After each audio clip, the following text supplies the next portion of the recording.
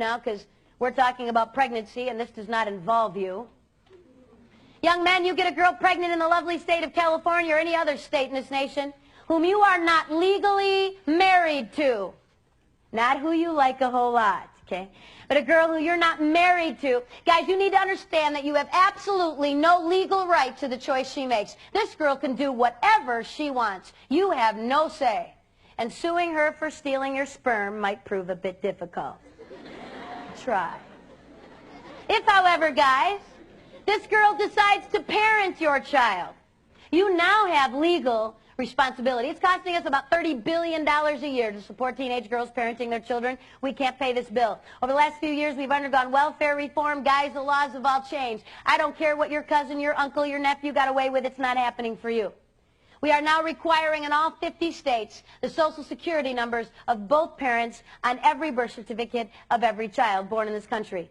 Girls will no longer be allowed to say, I don't know who the dad is. I don't feel like naming him. We will have your Social Security number on the birth certificate. Guys, if you are named as a father of a child, you'll be notified by your county. County's going to send you a little note saying you've been named as the father of this child, born to this girl, on this date. You will have between 60 and 120 days to show up at your county and say it's not me. You see, pulled my name out of a hat. I do not know that girl. That is not my kid. They'll do a blood test. If the blood test, in fact, proves that you are not the biological father, they're going to go back to mom and say, sorry, try again. So we have somebody's Social Security number on that birth certificate. Why did we change the law, guys? Why do we want that number? So we can let you know when your kid starts kindergarten? Send you a nice little note? Money is what we're after, guys. It's going to cost you over the next 18 years between $60,000 and $80,000, and your pay will be garnished. If you are not working, you will incur debt. And when and if you ever do get a job, it's coming out of your paycheck. This is a serious responsibility, young men. Better think about that before you have sex. After, if you're not married, it's too late. Key word there is marriage. If you're married, you've got all the choices in the world. If you're not, you don't. Third option a young girl has if she finds herself pregnant, which I happen to think is one of the more positive options available to girls today, but not without pain. It's going to carry consequences. It's adoption. The ability of a young girl to take the child she's carried with her for 9 months and loves with everything she is, to say, I want what's best for my child, and I'm not it. And I am willing to go through this pain to give my child a family. It takes a lot of courage, a lot of maturity, and a lot of love. 2 million requests for adoption will go unanswered every year in this nation. Girls, please hear this. This is primarily going to affect you. Infertility, the inability to have children of your own biologically, has risen over 500% in the last 8 years, in the 90s alone. In fact, we are now spending $4 billion a year on fertility treatment, and we have had more multiple births in the 90s because of fertility drugs than in the entire history of our nation up to this day. We've got so many more couples who can't have children and no infants available. Average adoption now takes between 8 and 10 years and costs between $10,000 and $20,000. It takes a lot of love for a girl to give her child a family and to give that couple the privilege of being parents. 34 years ago in Michigan, a young 15-year-old became pregnant. She had a lot of difficult choices to make, maybe more so than some young girls. She was raped. Abortion was legal in the 60s for rape. But this young girl chose to give her child life and then to place that child with an adoptive family. And that child was me. My biological father is a rapist. I don't even know my nationality. But I am still a human being. And I still have value. And my life isn't worth any less than any of yours just because of the way I was conceived. And I did not deserve the death penalty because of the crime of my father. And I've listened to the rhetoric all my life. And I've listened to people say, well, every child should be wanted and planned. Well, I wouldn't have an abortion. That's terrible. But if it were rape, well, then you're a mistake, Pam. I don't believe that. I believe that every child is wanted by someone. And I believe that God, in His mercy, had a plan for me. And I can't explain it to you, and you can't explain it to me. And I've asked all the hard questions. Don't think I haven't. Did God plan me? Did God plan rape? Because I don't know if I'd serve a God that did that. Did God look down that night in November of 1964 and say, oops, What am I going to do with that? I don't know. But let me tell you something I do know, students. I know that my God is so awesome and so amazing that he is capable of taking your worst pain, whether it was something that you chose or whether it was something that was done to you. And my God can make something very beautiful come from that. It's called amazing grace. The ability of God to take even the pain in our lives, the ashes of our lives, and make something good come from that. I don't know how and I don't know why. I just know he can. I've not met my birth mom. Someday I hope to. If I don't meet her here on earth, I'm going to meet her in heaven. I've been praying for her since I was 4 years old. And when we meet, I'm going to wrap my arms around her and I'm going to tell her I love her because she loved me. Loved me enough to give me my life. And then loved me enough to give me the next most special gift I was ever given. And that's my family. Since I wouldn't want any of you sitting in this room to ever have to make a choice like this. I've spent 9 years of my life walking girls through these choices. There is no easy way out. The best choice is before you have sex. After that, it's going to get really tough. But please hear me today. If you, someone you care about, were to find yourselves pregnant you didn't intend to be, please get some help. Please don't walk through this alone. Crisis Pregnancy Center should be close to you. Where you can find it, the best way to do that is to look under your yellow pages, under abortion alternatives or pregnancy counseling. Look under the listings, find out who is doing the counseling, give them a call, and get some help. Don't walk through this alone. Pregnancy survivable, though. We live through that. I could walk you through that. That is not the worst thing that could happen if you decide to have sex today. Far worse things than that. Today, November 4th, today, in the next 24 hours, 12,000 teens will contract a sexually transmitted disease. Today. 12,000 more tomorrow. 12,000 teens who got up this morning and said, like some of you sitting in this room, that's not going to happen to me. Damn, that happens in Los Angeles and San Diego and San Francisco and Sacramento and scary schools like St. Paul. But we're okay here at Alameda because it doesn't happen here. You're wrong. Since in the 1950s, we had 5 sexually transmitted diseases we knew about were treated. 5. You could count them on one hand. Go find a grandparent. Go find someone who grew up in the 40s and 50s. Ask them. Were there STDs when you were a kid? I mean, do people have them? Talk about it at school? Have classes? Have wellness day? Oh, yeah, sure. There were sexually transmitted diseases. Got a shot of penicillin, moved on. It's a new world. Today we've got over 30 sexually transmitted diseases. 30% of them absolutely incurable. That means you get one of these diseases and you've got it for life. Which is a lovely thing, guys, when you're getting ready to get married. Found this girl you love.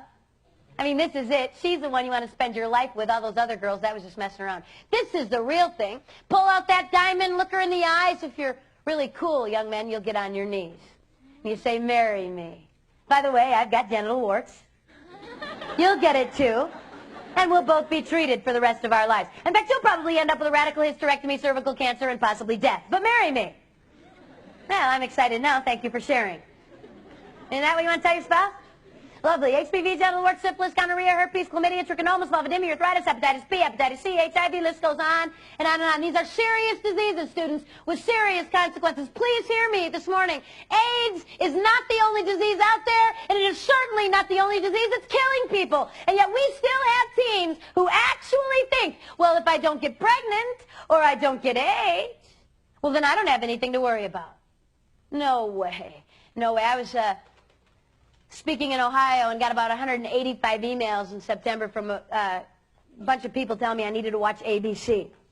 Because ABC was going to do a little special about sex, and we all know what a fountain of truth the media is. And I thought, well, before I bash ABC about their little program, I should probably watch it. If you caught this show, they called their little educational program Sex with Cindy Crawford.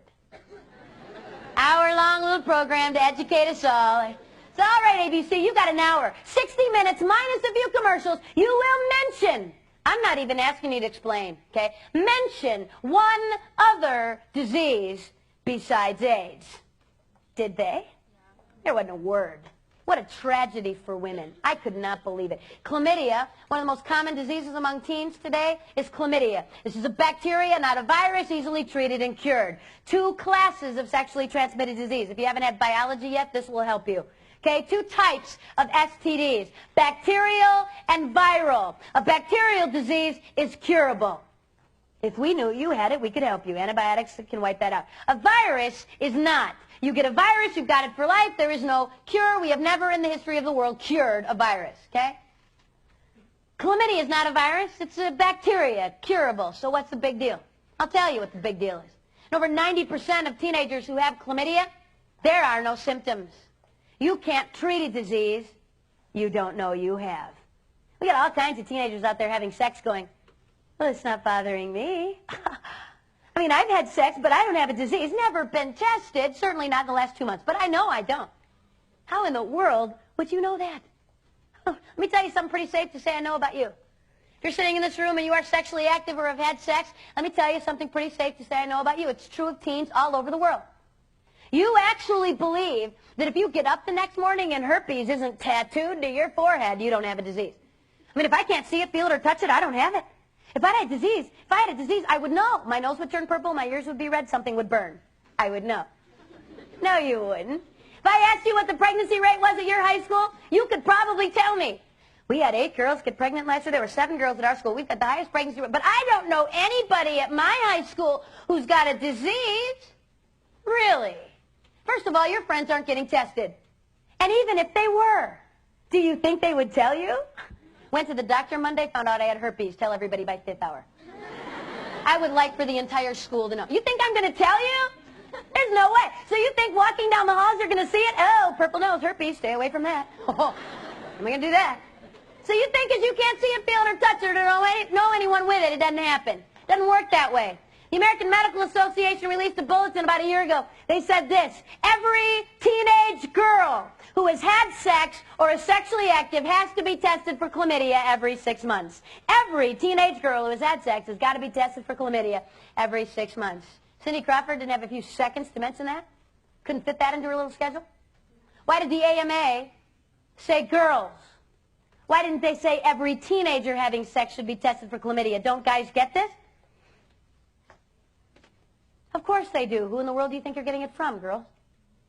Guys and girls both get this, so why would they say just girls? I'll tell you. Girls, listen up.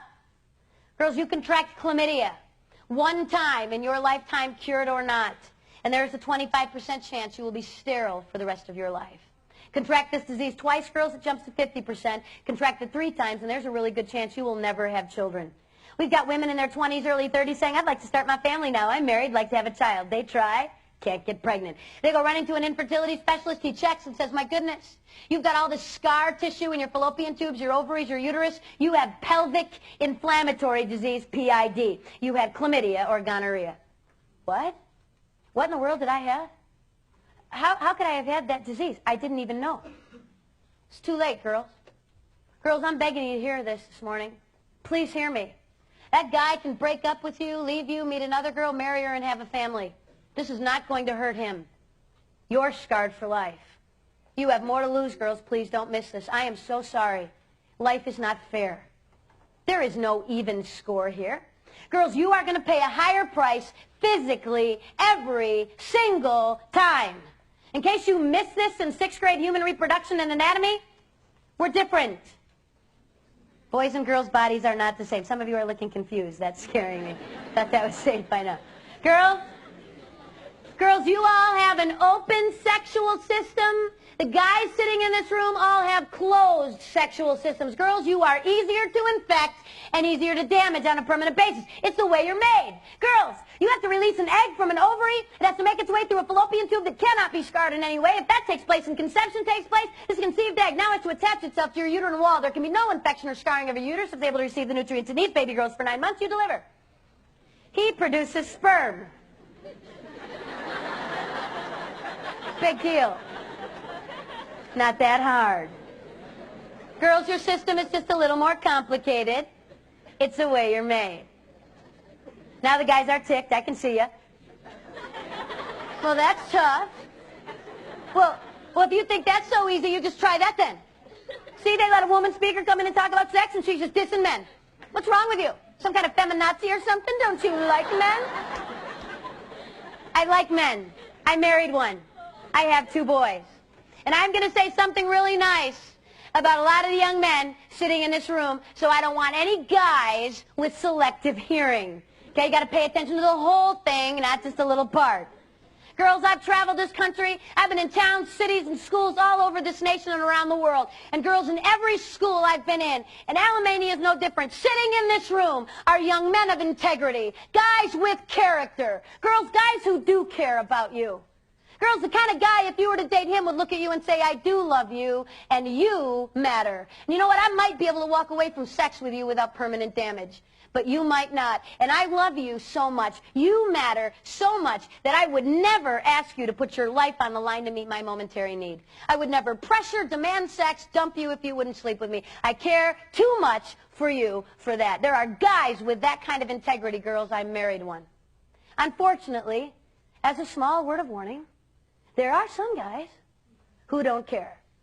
As long as they don't get hurt in the long run, they're going to say all the words. I love you. Well, everybody else is good. I can't live with it. If you won't, she will. I'll die. You're not going to die. Nothing will fall off. You will live. Real love respects. Love doesn't pressure, damage, hurt, take, and walk. It's not love.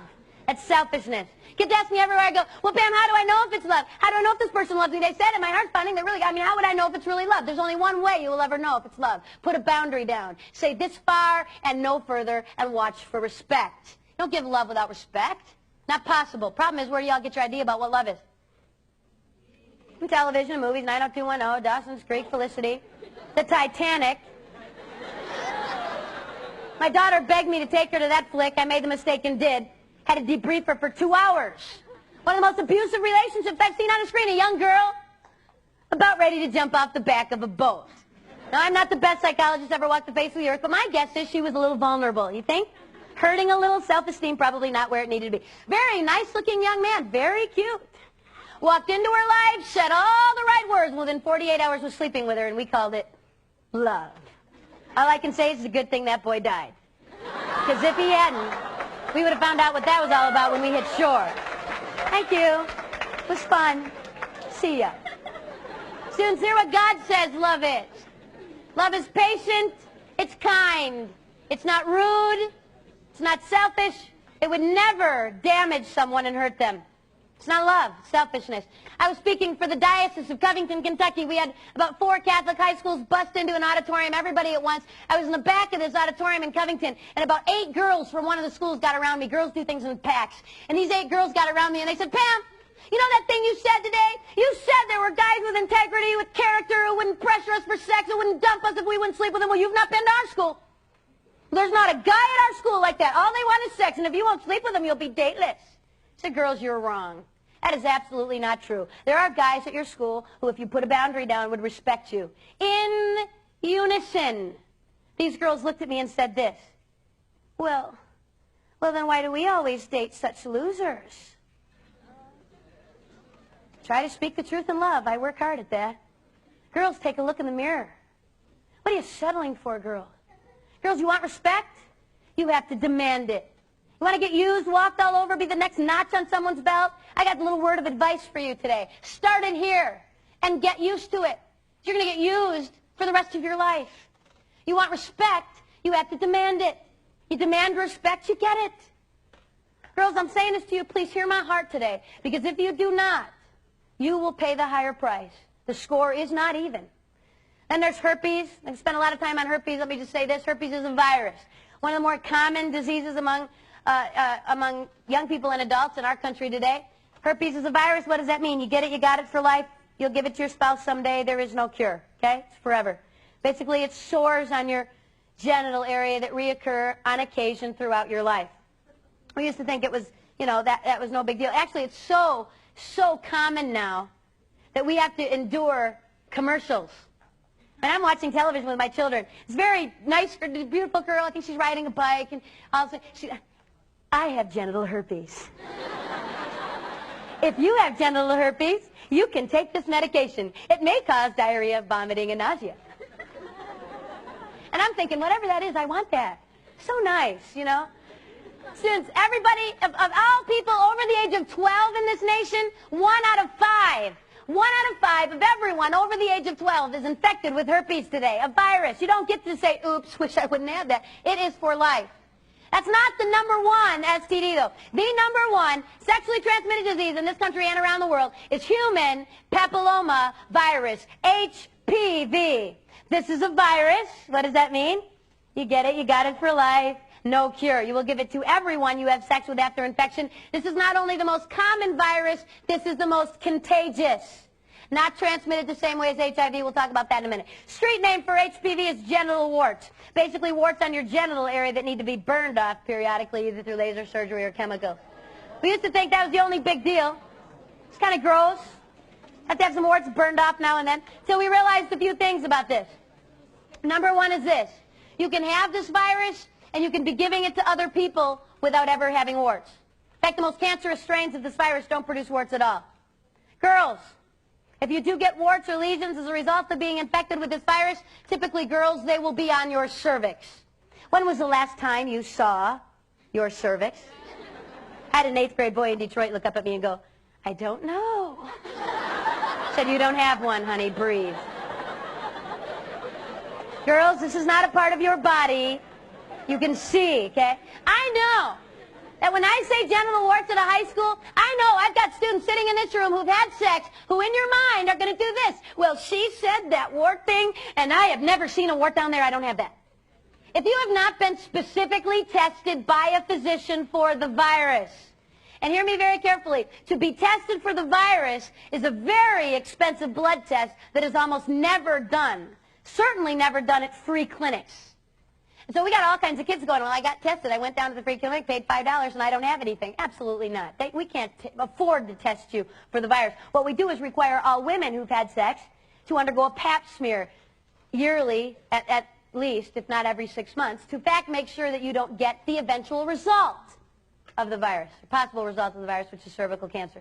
Guys, this is HPV is kind of annoying, and having warts burned off your genital area on occasion is painful. I'm guessing, I don't know, but I think it probably would be. And I would hate to have to be there when you had to tell the girl you loved and want to marry that you were going to give this to her. That won't be any fun. But you're going to live. Girls, this is a big deal for you. HPV is the #1 causal agent of cervical cancer in women. We've got young girls as young as 18, 19, and 20 undergoing radical hysterectomies because of cervical cancer. Dealt with a senior last year. Came up to me, was being real tough.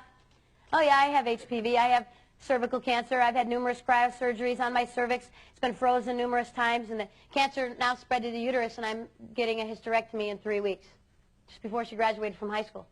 She said, Pam, it doesn't matter. Kids are noisy, smelly, and they cost a lot of money, and I don't want any. Then she got a little teary.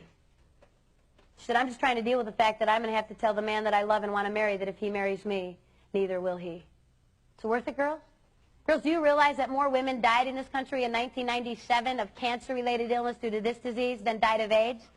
This STD is killing more women currently than is HIV. Second leading cause of cancer death in women, and we're not talking about this? Not telling our daughters this? I had a 10th grader stop me after an assembly in tears. She said, Pam, 3 months ago, went to a party, got drunk. Girls, can I love you just a minute? You can have all the right answers today. No, I want respect. I don't want scarred tubes. I don't want cancer. I don't want all that. I'm going to wait. And then one night you get drunk and have no concept what it is you're doing. Please don't drink. Please don't use any kind of drug that would alter your ability to choose. This girl had been drunk. She had sex with this guy. Now she's scared. What do? I said, you need to get tested. Do it today. Please go to your family physician, use your insurance, and ask to be tested for everything. Please do that. She called my hotel that night in tears. She said, Pam, I have HPV. Visible warts on the cervix. They didn't even need to wait for a blood test. For life. She's going to give this virus to everyone she has sex with from this point on. Who knows what it'll mean to her ability to have children, cancer, we don't know. And in tears she said this, well, why didn't you come to my school 3 months ago? Nobody told me this. Didn't know. Hung up the phone, sat alone that night and thought, would she have heard me? Think she would have listened? Or would she have sat like hundreds of teens and still found a way to say, it's not going to happen to me? Students, you're not playing the same game I was playing. You're not playing the same game your parents were playing. Good morning, it's not 1974. If you'd have graduated from high school in 1967, maybe we have some staff here who can remember that year. If you'd have graduated in 67, 1 in 32 of your classmates would have had a sexually transmitted disease. You would have had to have had a few partners. If you'd have graduated with me in the dark ages of 1983, 1 in 18 of my classmates had a sexually transmitted disease. In 1996, it was 1 in 4. What are the chances now that you could have sex with someone who has been with someone before you, is not a virgin, and not get a disease? Not good. And we're talking about this virus, not the other 29 diseases, just one virus. They now estimate that 47% of sexually active singles, that's a specific group, that is not everyone in this room. 47% of the teens who have already had sex are already infected with this virus. It's 1 out of 2, and there is not a condom in the world that will protect you from this. This is not a disease of blood and semen. This does not necessarily take the exchange of body fluids for you to be infected, students. This is a disease of the entire genital area. All it takes is skin contact anywhere in the genital area, and you're infected for life, and will infect everyone you have genital contact with after that. Let me make this really clear today. It doesn't take sex. You know how many girls I've had in my office test positive for both herpes and HPV who were technically virgin?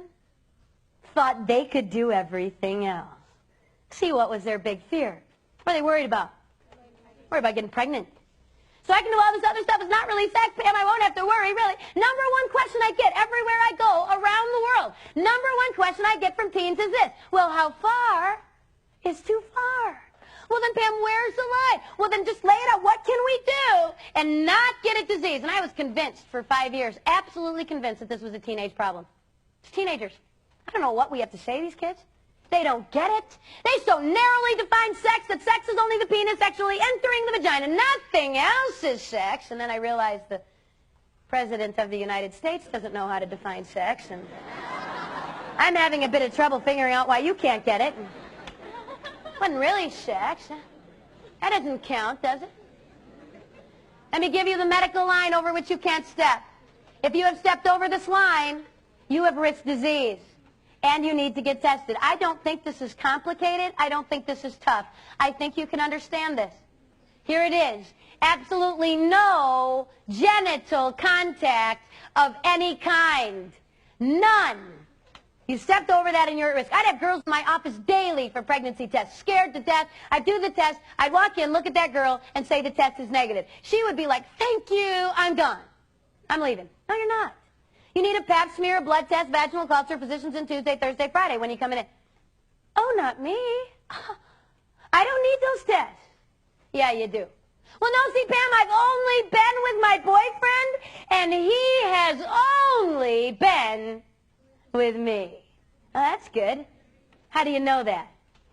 He told me. It's good. Did you ask the right question? Students, please realize this. It is never good enough to ask a partner if they've had sex before. That is not good enough information. You have got to know whether on any occasion that person has ever had genital contact with anyone else besides you. If they have, you're at risk and you need to get tested. Is that clear? Anybody confused? Because I don't want you confused about that. Then there's HIV. I'm not going to spend a lot of time on this virus. I'm going to remind you this. HIV is a virus that causes AIDS. It's deadly. You don't want it. This is an equal opportunity virus, hurting the guys as much as it is the girls. In light of that, what have you been told to do to make sure you don't get this particular disease that will kill you? If I said safe sex to you, what would some of you say? Condoms. Hey, sure, Pam. I don't have to worry about disease. I can sleep with 18 people. I got a piece of latex. Safe. Unbelievable. Students, the only safe sex is a safe partner. Someone who has never had sex. Or if they have, hear me very carefully, it has been at least 3 years from the last time they had sex of complete abstinence. Please have them tested with their blood, viral testing, to make sure, in fact, that they are not carrying a disease. That is the only way you will ever know that you won't get a disease. And saying no to sex won't hurt you. Once you've said yes, you've lost all guarantees. I was speaking in a state in the Midwest, got a call middle of the week from a superintendent in Western New York. He said, Pam, we've got a tragedy. We need you to get to our school this month. I said, I'm booked through the end of this year and next. I will put you on a waiting list. I get cancellations. You're at the top of my list. Hung up, thought I'd taken care of that. 2 hours later, the middle school principal called. He said, Pam, I know you've already told my superintendent that you won't come to our school, but our school's a morgue. I can't be on a waiting list. I can't wait till next spring. Please rearrange your schedule. 3 weeks later, I flew to Jamestown, New York. 3 weeks before I got there, 9 7th and 8th grade girls tested positive for HIV. They were all infected by the same young man, a 19-year-old by the name of Nushan Williams. When they found out 9 of their 7th and 8th graders were positive, they tested 70 students in that district who had either had sex with that guy or with one of those 9 girls. By the time I got there, they tested 500 teens in the county. It will be years before we know who's dying and who's not. I got done speaking at the middle school, and all the other 7th and 8th graders went back to class, and one little 8th grade girl, blonde, blue-eyed little girl, I will never forget her, waited till everybody else had left so she could talk to me alone. Just turning 14, just found out she was HIV positive. This 8th grader looked at me that morning, and she said, Pam, how could he do that to me? He loved me. He loved her, you think? That's love now? Sex is love, and love is sex. If you love me, you will prove it. That's love now? Please tell me we haven't fallen that far. Sex isn't love, and love isn't sex. Let me tell you something about this little 8th grader, though, because she's not that different from some of you. She so desperately wanted somebody to love her. Anybody. Someone to say, you're pretty, you matter, I like you. She was willing to put her life on the line to get love. And she actually believed that if she gave sex to this guy, she'd get loved. What she got was used. It's not the same thing. What if we didn't have AIDS? What if we didn't have genital warts and herpes and chlamydia and syphilis and gonorrhea? What if I could give you a super condom? I mean, I can't. But what if we could? Use it, sleep with 20 people, it won't matter. Are there other reasons besides disease that we might want to wait? I think so. See, I'm stupid enough to think that sex is more than a biological act to meet a biological need, more than a hormone you can't control, an itch you've got to scratch. It involves more than just your physical body. It involves everything you are. God called it a one-flesh experience, the taking of 2 unique individuals and bonding them for life. 1 Corinthians 6:18, these are God's words and not mine. Please hear them. Flee sexual immorality. Run in the other direction. All other sins you could commit. That is astounding, students. Murder, lying, cheating, stealing, any other sin you could commit is outside your body, but he or she who sins sexually sins against your own body. Basically damages everything you are. That's why this is so devastating. I was on a plane heading to Cincinnati. This is typical airplane conversation. This nicely dressed businessman looks over at me, sits down, and goes, oh, going to Cincinnati, what do you do? I'm a speaker. Cool, who do you speak to? Junior high, high school, college kids? Oh, cool, what do you speak about? Sex. He'll either go back to his reading material real fast or decide to talk to you. This guy thought that was interesting, so he said, what do you tell teens about sex today? So you tell them to wait. Not have sex until they're married. One partner for life. By now, the entire plane is listening, and this guy looks over and he goes, what? Are you crazy? They're all doing it. They're out of control. They're animals. I mean, what is the success rate of telling teens not to have sex? Before I tell you what I said to this lovely gentleman on an airplane, can I apologize to you? Please allow me to sincerely apologize to you for any adult who would walk into your life and tell you you can't control this. That it's hormones. You're no better than the family pet. That you're going to turn 14 or 15 and the hormones are going to kick in and you're going to be walking school halls going, it's not going to matter. It's hormones. They can't possibly control it. You're better than that. You can say yes, and you can say no. It's a choice. You choose. This astounds me. Girls especially are bad at this. They'll come up to me and they'll go, well, Pam, I was going to wait, and I really didn't mean to have sex with those 8 guys, but it just happened. My favorite one is this one. It was an accident. What, were you walking to get your mail naked and some guy was jogging by, he was naked? That would be an accident. This is not an accident. This did not just happen. You chose. You can say yes, and you can say no, okay? First thing I said to this guy, back to the plane, first thing I said to this guy was this, buddy, everybody's not doing it. That's a lie. Thousands of students all over the nation are choosing to say no to sex until marriage. I stood in the Dome in Atlanta with 40,000 students and over 1 million commitment cards signed by teens across this nation saying, believing that true love waits. I make a commitment to God, myself, my family, those I date, my future spouse, and my future children to remain sexually pure from this day on until I enter a sacramental marriage relationship.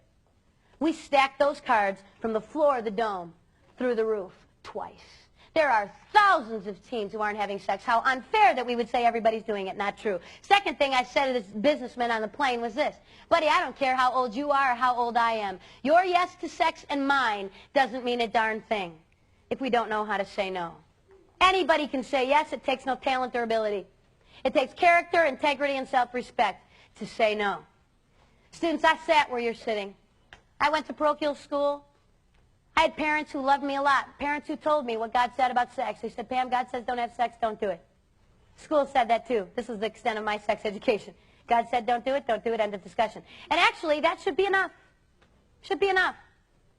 You know, in all my discussions and all my thoughts about sex outside of marriage before I got married, I thought this, and I missed a piece, and I want to give this piece to you. See, I thought that I'd have to say no to sex until I was married. It would be so hard, take 185,000 cold showers, beat people up with sticks, and then someday I would get married, and I would never struggle with sexual temptation again.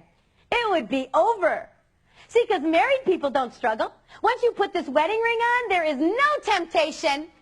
Marriage is happily ever after, excitement, heart-pounding romance all the time. There's never a moment that I look over at my husband and go, I married that? And I am just so beautiful and gorgeous. There will never be a woman more attractive than me. Not for 50 years. Ever. Really? You think so? Come on. Marriage is work. Marriage is tough. Marriage requires sacrifice, and it requires integrity. What in the world, adults? What in the world made us think in the 70s and 80s that we could sleep with whoever we wanted? No big deal. Sex was free. Sleep around. And then someday we'd put a white dress on, a white tux on, and the magic discipline fairy would sprinkle dust on us. And now we would be able to control what we never controlled back there. Did it work? No. And many of you sitting in this room have experienced the pain of infidelity and adultery. You've watched families be ripped apart because someone didn't have control. I was speaking at a parochial school, and a senior waited till no one saw him speaking to the sex speaker after school when he was pretty sure it was safe. He said, Pam, I want to talk to you. You scared me to death today. So what's the deal? He said, first of all, I want you to know I'm a senior. I've been dating this girl for 2 years. I love her. She's awesome, perfect, beautiful. I'm going to marry her. She's everything I ever wanted. One of the reasons he told me he was going to marry her, she wouldn't sleep with him. She had integrity. That was important to him and the girl he married. I said, you said I scared you, buddy. What's the deal? He said, well, just before school started this fall, my buddy and I were over on this college campus. We were there for college days. We were hanging out in the dorms that weekend, and this college freshman, she threw herself at me. What was I supposed to do? I regretted it. I wish I hadn't done it, swept it under the carpet until you came to my school. He said, Pam, I'm going to get tested. I'll do it this week, I promise. But I'm afraid you're going to tell me something else. I'm afraid you're going to tell me I need to tell my girlfriend what I did. Oh, yeah, you will. Yeah, but she threw herself at me. I have moms tell me, moms are good at this, you were really hard on the boys. You were just so hard on those boys, Pam. I mean, have you seen girls lately? Have you been on a high school campus lately? Yeah. Have you seen the way these girls dress? Just take me now. What is my little boy supposed to do? Fleeing might be an option. I don't know. Running in the other direction, I'm thinking. It's tough. I don't know what you should do. I looked at this guy, the senior in high school, and I said, buddy, you want to go 7 years down the road with me? Let's go 7 years down the road. You've married this awesome, beautiful little girl. You got 2 beautiful kids. Your job takes you on the road. I know what that's like. I'm in hotels 14 nights a month. You're tired, exhausted. You've had a long day. You just want something to eat. You get onto that restaurant bar thing. You bring a book. You're minding your own business, and some woman walks up and throws herself at you. You're going to call your wife later and say, sorry, honey, but she started it. It was not me. Is that going to fly in your house? That doesn't fly in mine. Young man, the integrity you show yourself, the discipline and control you show yourself and every girl you date is very indicative of what we can expect from you long term. What do you think, some magic was going to happen with a ceremony? Girls, the respect and integrity you show yourself and every guy you date is pretty indicative of what we can expect from you long term. It starts right here. A lot of you haven't heard your worth waiting for. Hear it from me. The person you're going to spend your life with is worth your very best. Some of you sitting in here are thinking, well, this talk was not for me. You're just too late. Well, I wish I would have heard this 3 years ago, 4 years ago. I wish I'd have heard this 6 months ago. If you're sitting in this room and you've had sex and you've been tempted to tune me out, I need you to tune me back in. You've got the same choice to make today as everyone else in this room. I'm not really as concerned with what you chose to do before you walked in here. I am really concerned with what you choose to do when you walk out. And the first thing I want to say to you is that there is a God who loves you, who wants the best for you, who has given us rules and standards in order to give us that best because he didn't want the pain. Let me tell you something else about this God. He knows that there will always be people who will do it their way. And that's why he provided his son as a sacrifice for us when we blow it. But you know what? You've got a choice to make. You can either come to God today and say, God, I'm sorry. I did it my way. I didn't understand. I want you to forgive me, and I want to start over. See, repentance, my friend, is not, the sacrament of reconciliation is not, I'm sorry I got caught. It is not, I feel bad because I hurt someone or I hurt myself. The sacrament of reconciliation is calling sin, sin, saying, God, I agree with you about my behavior, and then turning 180 degrees and going in the other direction. Not, I'm sorry today, and I'm going to do it again on Monday, but I'm sorry, I am deeply hurt by what I've chosen to do, and God, I make you a promise that I'm going to turn 180 degrees. Well, how do you do that, Pam? How can you do that? It's so hard. It's such a struggle. How do you say no? The only way that I know that you can withstand this temptation, and Paul the Apostle in the Corinthians said this, there is no temptation taken you, but such as is common to man. We all struggle. We all struggle daily to do what's right.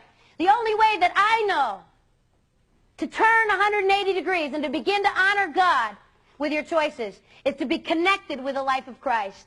Is to be connected, consistently, always connecting, abiding in the life of Christ. That is what sacraments are for, to continually abide in the life of Christ, to gather from that the strength we need to live righteously. One of the options is you ask for forgiveness, you walk out of here and you start over. The other option is you harden your fists in the face of God and tell him one more time you don't need his rules and you can do it your way. And you walk out of here the same as you were when you walked in. And let me give you a little promise. I know what is at the end of that road. It's death. Death is at the end of that road. The Bible says the wages of sin is death. But the gift of God is eternal life. The choice is to walk in the life of Christ or to choose death. I had a young girl in Anchorage, Alaska, come up to me. She said, Pam, I'm a recycled virgin. I said, cool. She said, when I was 15, I had sex. It left me with so much pain. I said, no more. I don't want to do that anymore. I asked Jesus to forgive me. And I made a commitment that I would not have sex again until I was married. I said, you know what, that's so awesome. Someday when you get married, you will have to tell that guy what you did when you were 15. But hear me very carefully. You're going to be able to look at that guy, and you're going to be able to say, for the last 3 years, 5 years, 7 years, whatever it is, I have waited for you. I've practiced discipline in my life. I can be trusted. And we're going to know what kind of damage was done. We've had some years to make sure she's okay. You can walk out of here and keep doing what you've been doing. That's a choice you need to make. Or today, you can say no more. Someone's going, yeah, but Pam, you don't get it.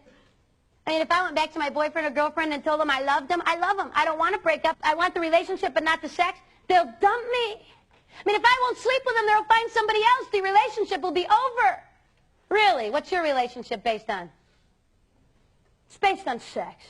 Want to test a relationship that's sexual? Want to find out whether or not they love you? Do you want to know? I got a challenge for you today. Stop. See what's left.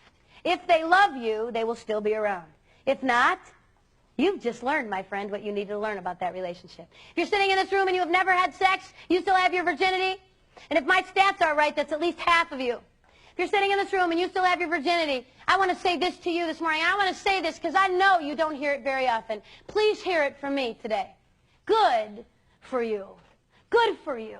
You have something so special and so valuable. It is worth whatever it takes to get to your marriage with no past, no fear. It's not going to be easy. You're going to get laughed at. Kids are going to say to you, you're not having sex. Everybody else is doing it. I told you that God wanted to give you the best and God wanted you to have great sex and you laughed at me. This nation spent $5 million in 1996 and 97 to find out who's having the best sex in this country. University of Boston, Chicago, UCLA. Guess what every study, $5 million produced? This was so unbelievable. Rolling Stone magazine's freaking out. They can't believe it. Matt Lauer's chin is dropping. This can't possibly be true. Guess who's having the best sex in this nation? Christian, married, monogamous women. Yes. You know what they're calling it? They're calling their studies Revenge of the Church Ladies. It's hilarious. Students, can I tell you something? God loves you. God wants the best. And this morning I have set before you life and death. I cannot choose for you. No one in this room can choose for anyone else. What I'm asking you to do is to think. You deserve the best. Never settle for less than that. You deserve respect. My heart cry to you is that you would choose life. choose life, that you and your children and generations to come might live. You guys have been awesome. Thank you for your attention. God bless.